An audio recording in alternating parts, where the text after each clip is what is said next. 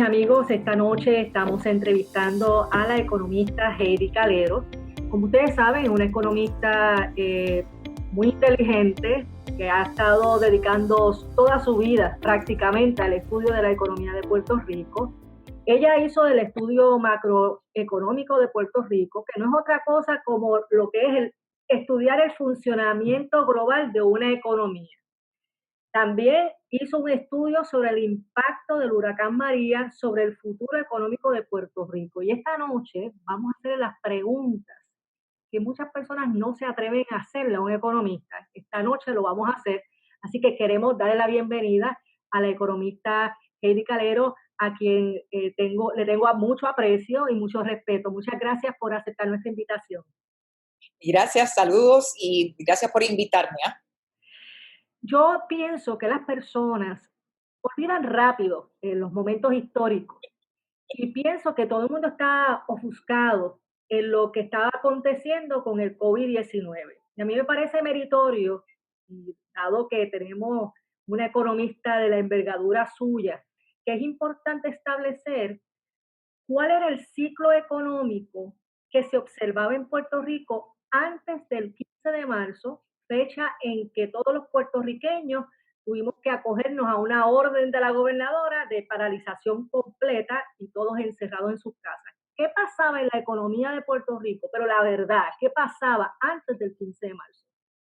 Bueno, desde el 2007 hemos estado en una depresión económica. Ya llevábamos, qué sé yo, como unos 13 años de depresión económica. La Junta de Planificación sacó recientemente, creo que la pasada semana, el índice, el apéndice estadístico al informe económico del gobernador y sorprendentemente nos dice que en vez de haber bajado negativo 4.8 en crecimiento real en el fiscal 2018, que es el año de María, pues lo revisó a negativo 4.3, como quiera, es significativamente bajo. Pero nos dice que en el fiscal 2019, el que terminó en junio 30 del año pasado, que sorprendentemente crecimos 1.5%. Yo francamente no me lo creo, porque no veo que la inversión haya aumentado, no veo que los salarios hayan aumentado, no vemos que el empleo haya aumentado, así que de pronto salió esta cifra que estoy segura que el año que viene, quizás para marzo o abril, la revisarán y veremos a ver cuál es la verdad. En todo caso, hemos estado en una depresión económica y no hemos sacado todavía los pies del plato y después de María hemos tenido los temblores y ahora, acabando todavía de empezar a salir, pues mira, tenemos ahora, para que nos dé un caldo de la medicina amarga, tenemos ahora la pandemia del COVID-19. ¿Usted entiende que nosotros hemos estado en esta depresión demasiado tiempo? Los ciclos económicos como que se observan, hay unos términos, ¿verdad? 9 años, 10 años. ¿Usted entiende que nosotros tenemos un ciclo económico de depresión demasiado, se proyectaba muy largo?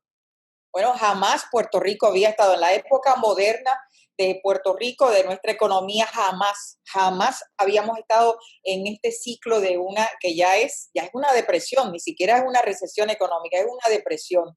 ¿Por qué no hemos salido de esto? Bueno, definitivamente hay que dibujar primero una visión, luego un plan y luego ejecutarlo. Hemos tenido cambios de administraciones, hemos tenido ciclos económicos, porque encima de la depresión que empezó, o la recesión que empezó en Puerto Rico en el 2007, bueno, pues a eso le siguió corridito la gran recesión financiera que ocurre en el fiscal 2008-2009 para Puerto Rico, que fue a nivel global, y eso también nos dio, por un lado, nos acabó de poner otro clavo en la cruz, pero le dio al gobernador Fortuño en aquel momento, cortesía del presidente Obama. Puerto Rico recibió alrededor de unos 7,000 millones de dólares, el rescate, que también Puerto Rico mojó ahí. Pregúntame, ¿dónde están esos 7,000 millones de dólares?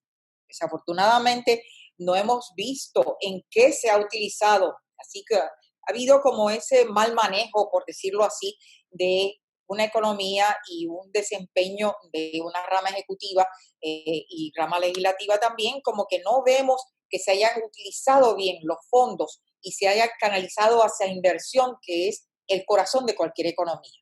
Así que hemos estado dándole como en este pantano, ¿no? El pantano de luego del huracán María y no hemos aprendido las lecciones, porque con María ni sabíamos cuántas muertes había. Recuerda que primero eran 0 muertes, ¿verdad?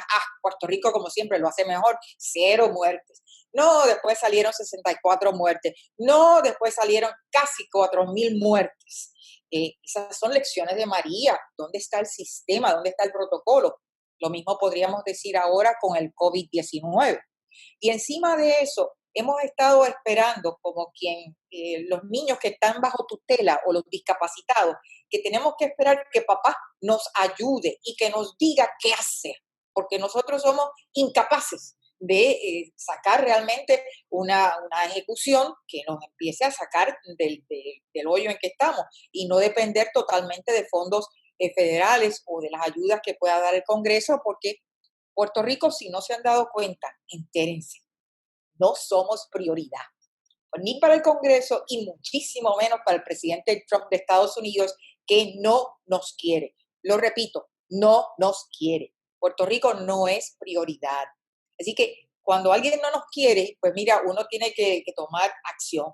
Así que la lección tiene que ser qué vamos a hacer, pero con recursos nuestros. ¿Qué es lo que podemos hacer sin tener que estar esperando por papá?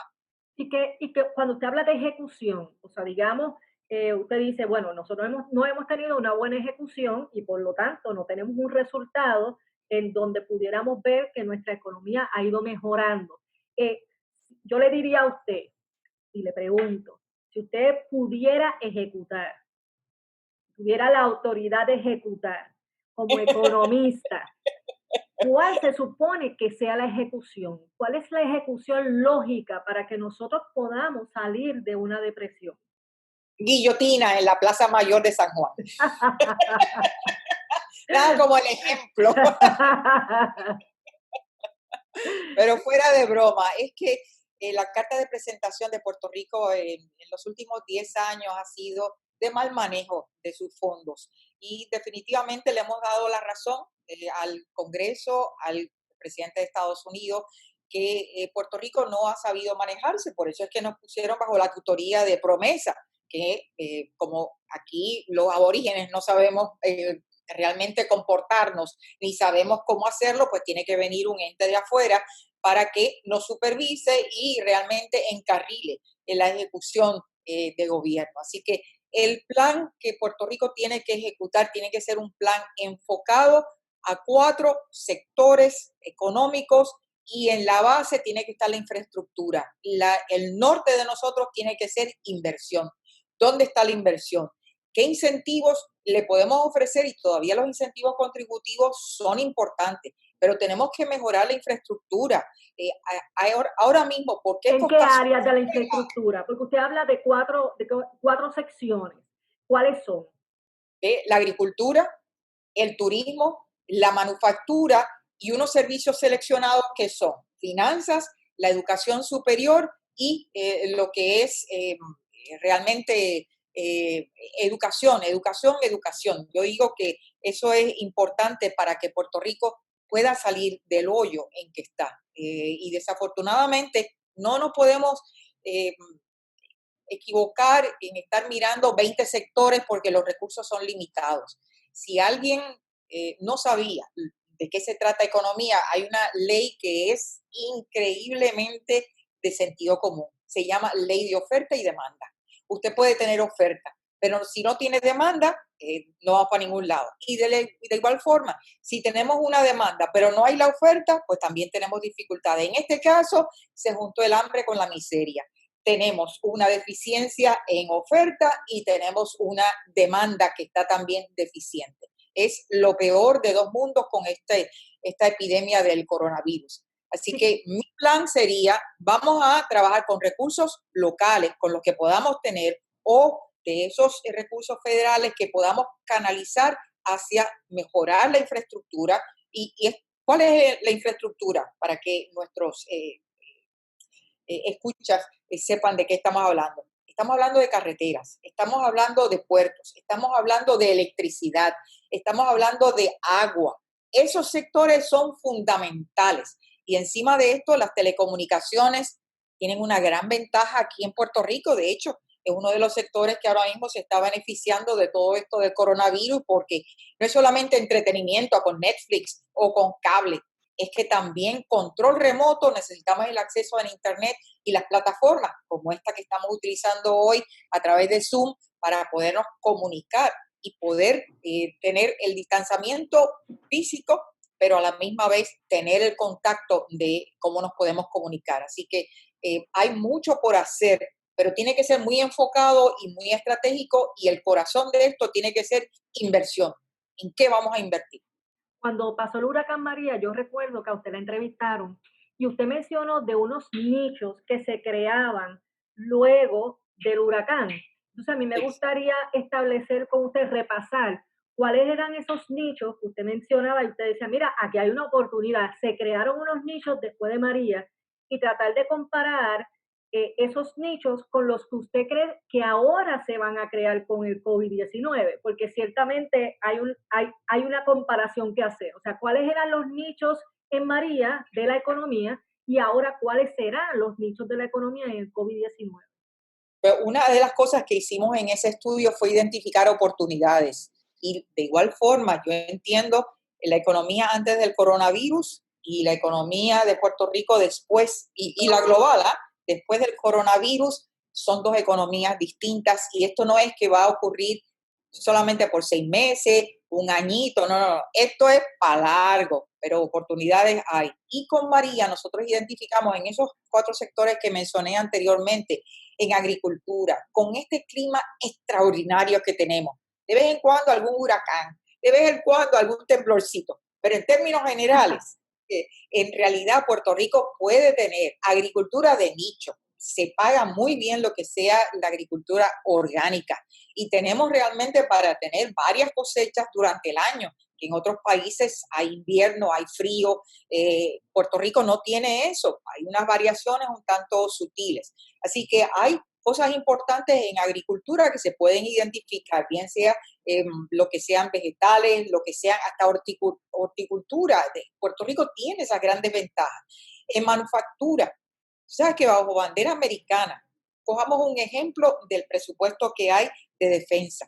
Puerto Rico tiene menos del 0.1% de casi $1,000 millones que todos los años se gastan en defensa. ¿Por qué Puerto Rico no puede tener más de ese pedazo de manufactura, bien sea uniforme, ahora mismo? Mascarilla, lo que necesitan las batas de los médicos, lo que necesitamos los swabs, para los tests, los vials. Es que el silencio es tan ensordecedor que uno se pregunta, pero ¿dónde es que están las farmacéuticas aquí? ¿Por qué? ¿O es que no están funcionando o es que no hay diálogo con ellos? ¿Dónde está la asociación de PIA, Pharmaceutical Industry Association? Están silenciosas. Yo estoy segura que tienen que estar trabajando porque cruzadas de brazos no se quedan. Así que en la manufactura todavía tenemos oportunidades en tener otra destilería de ron, porque nuevamente, y no es necesariamente a base de decir, pues mira, esta es la nostalgia de caña, de azúcar. Hay tecnología nueva, hay agrónomos, hay toda una red de personas graduadas del colegio, como nosotros le llamamos el Colegio de Mayagüez, que es el recinto universitario de Mayagüez en agronomía. Hay gente joven que quiere trabajar en la agricultura y que puede hacerlo. Hay una especie de hierba que para el ganado es fundamental y que es buenísima para ese ganado vacuno, ese ganado lechero, que se puede sembrar aquí en Puerto Rico y que es mucho más barato que el heno que se le da a estos animales. En lo que es servicios, en finanzas. Mira que se habló aquí del Centro Internacional de Seguros. ¿Qué pasó? Estamos calladitos. De paso, ¿tú has escuchado al comisionado de seguros que nos haya dicho qué pasó con los reembolsos por las reclamaciones que hay bajo el huracán María? Hay muchos condominios, incluyendo en el que yo vivo, que todavía, desde el 2017 que se hizo ese reclamo, todavía no se ha pagado. ¿Dónde están? ¿Dónde es que está esa protección? Esas compañías de seguro tienen que moverse mucho más ágiles. Hay que hay que poner a correr el dinero en Puerto Rico. Lo que se llaman los IBE, International Banking Entities. La última vez que yo vi esas cifras, que fue para el fiscal 2019, había 59 mil millones de dólares en estas entidades que por ley no podían prestar a Puerto Rico, sino que capturan esos depósitos de fuera de Puerto Rico y se prestan fuera de Puerto Rico. Bueno, en el 2012 enmendaron esa ley para que en casos de emergencia, y me parece que lo que tenemos ahora y lo que Es una tuvimos emergencia.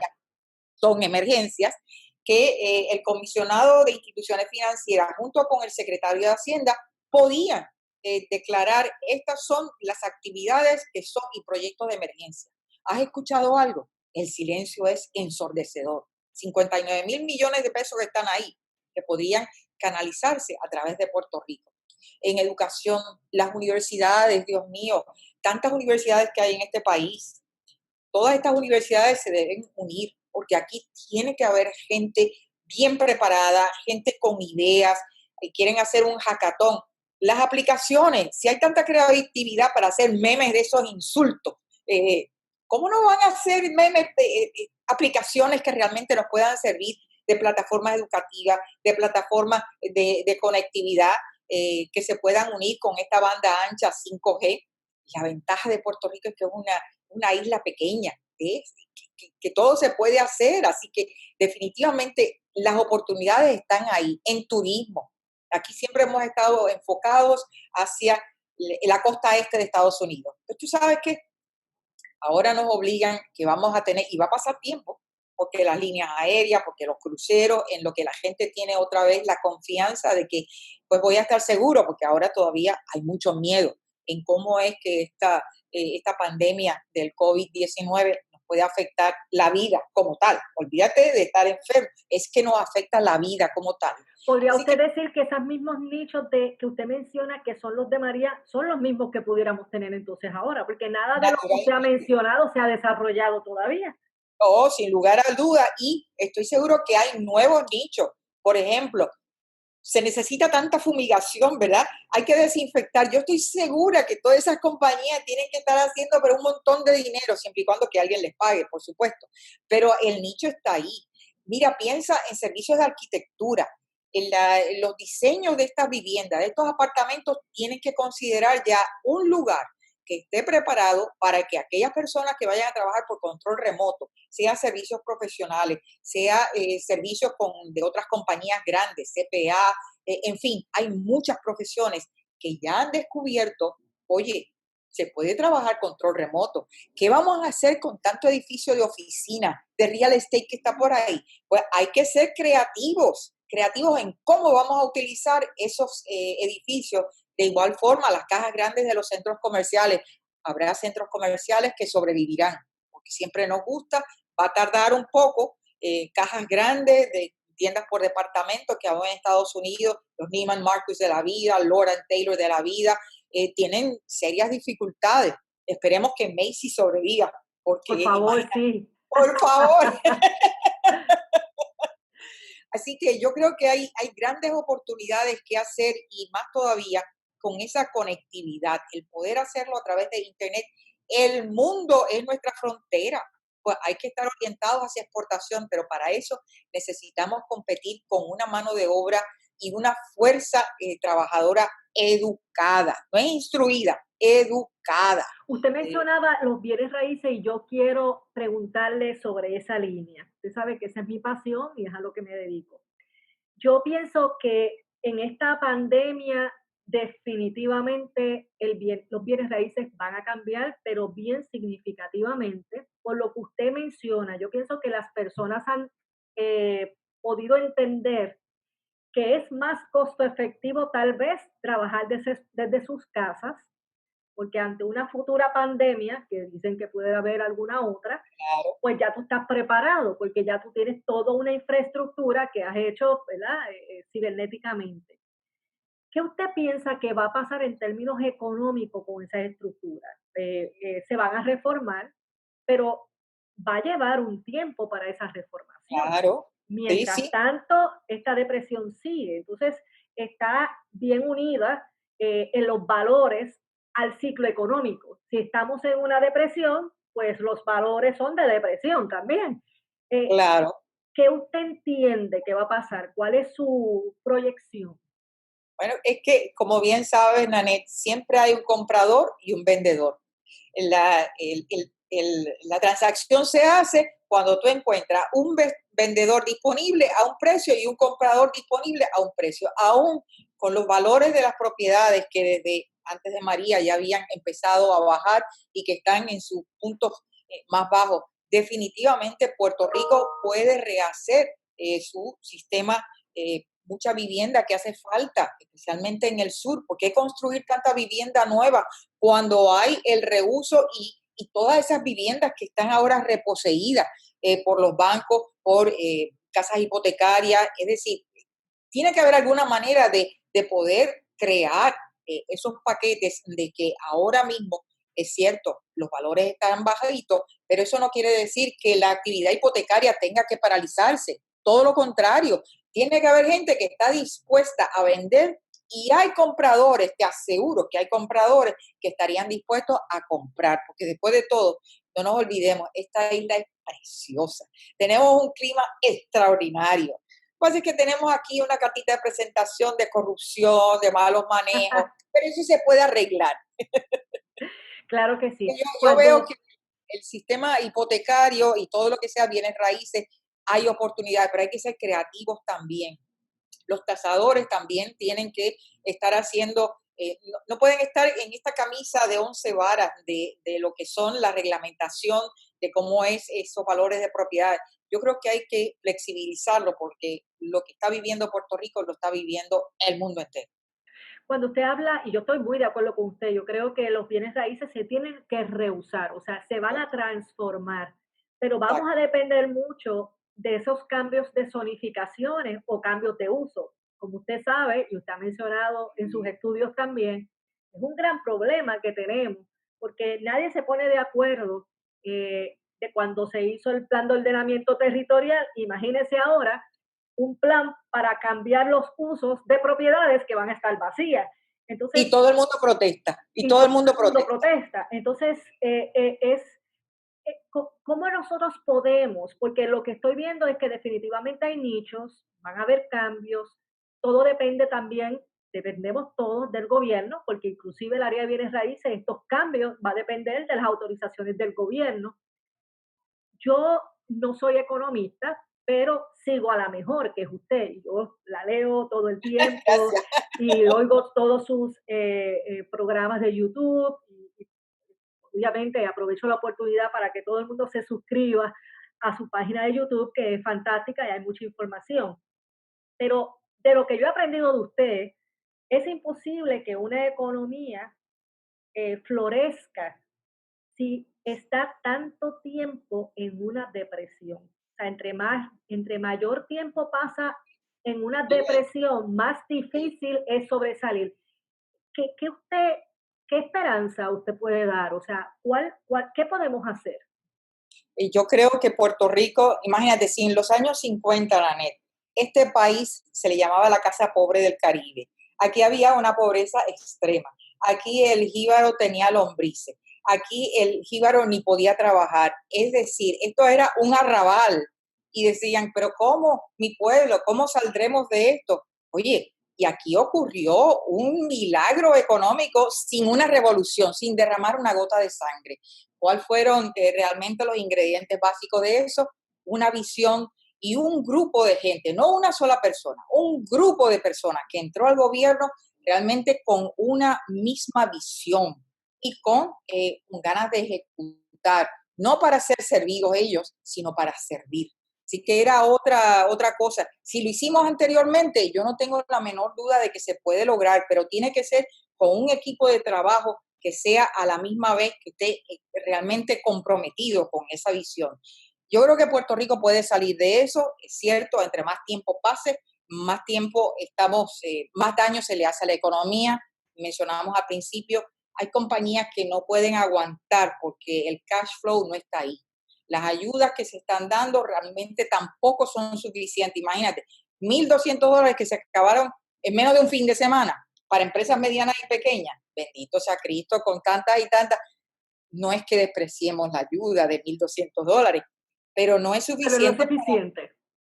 para mantenerlo en esta transición de 3, 4 meses. Así que tiene que haber, a la misma vez, tiene que haber esa reapertura gradual de la economía, pero tiene que ir a la par con otro plan, que es el que yo no he escuchado, o por lo menos no se ha hecho muy claro. ¿Dónde están las pruebas? Si lo ha dicho a nivel global, sea de Estados Unidos, sea de Italia, sea de España, Alemania, Corea del Sur, pruebas, pruebas, pruebas. Las pruebas hay que procesarlas rápidamente. Una vez que tienes esas pruebas, también tienes que saber un protocolo de rastreo, de contacto. Esa persona que estuvo contagiada o que a lo mejor está sintomática y no sabía que tenía el coronavirus o el COVID-19, esa persona hay que identificarla y saber con quién estuvo. La tecnología existe. Que no tenemos el sistema ahora mismo. Pues señores, pónganle la presión a estas compañías de telecomunicaciones. Las aplicaciones están ahí, se están desarrollando ahora. Google, Microsoft. Yo creo que Puerto Rico no es, vamos, no estamos hablando de hace 50 años que no sabemos, tenemos acceso, y si no sabemos, hay que pedir ayuda. Y hay que pedir ayuda porque esto se trata de alianzas. Estamos hablando de ninguno de nosotros puede estar aislado. ¿Qué está haciendo en el Caribe otras repúblicas? ¿Qué están haciendo en Estados Unidos? Aunque este presidente pues quiere aislar a Estados Unidos, mientras que en Europa es una unión.